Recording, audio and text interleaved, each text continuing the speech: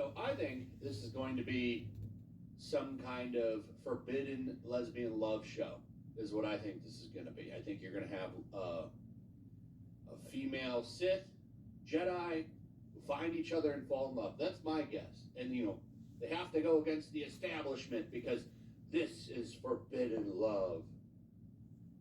Maybe I'm wrong, but I'm sure this show is going to be cringe either way. So, by the way, some people are saying that they've erased 200,000 dislikes to this, and I can believe it. They don't want this hitting 1 million dislikes, and it won't hit 1 million dislikes if that's true. But the damage control is already out there. You got stuff like this. DEI is not why Star Wars is getting worse.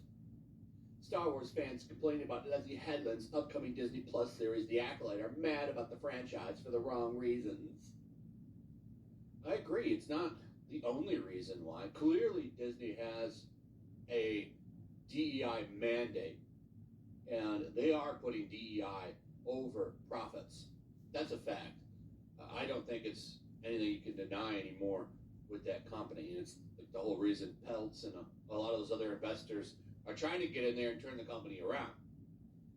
But I find it funny that a lot of these outlets are going after DEI like this and ESG and trying to say that these things aren't really a part of the problem. But Nelson Peltz sat down with the Financial Times and said some pretty funny things that had Amelia Clark write it, and it was all about how her powers were tied to her period, and she could use armpit hair to swing through the city. I'm not kidding. That's a real comic book. I figured I think it was called Mom or something. I don't remember, but yeah, it didn't sell. It died off very fast because women aren't interested in that shit. All right, so let's look at some of these quotes here. So Peltz hit back at them after they were saying that they don't know anything about movie business and stuff like that. And he says, well, we don't claim that we're big movie experts, but I don't think that they do either.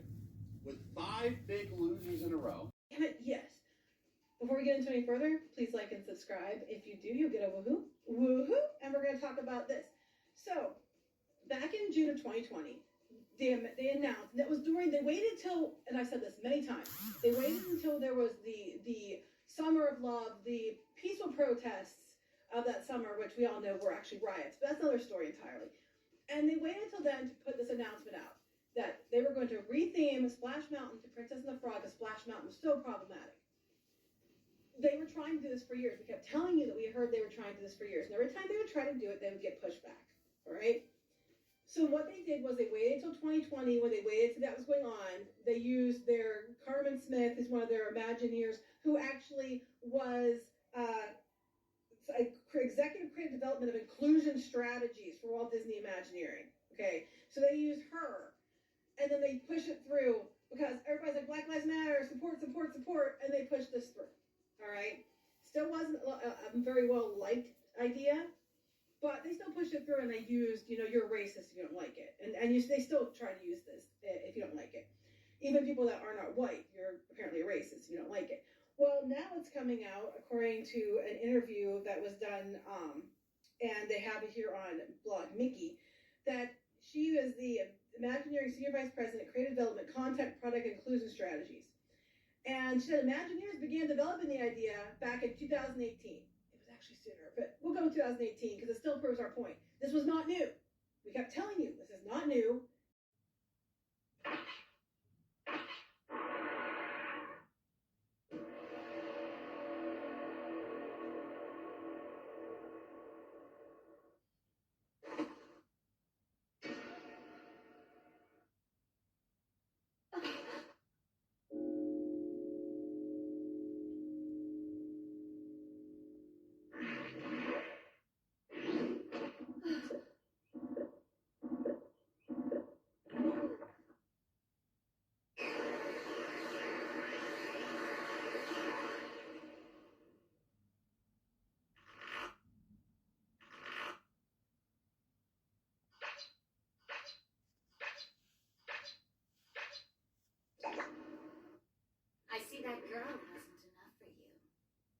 shame.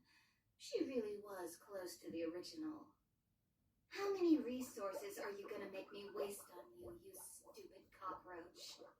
This is your failure, not mine, Doctor. Well, I guess you had some fun today.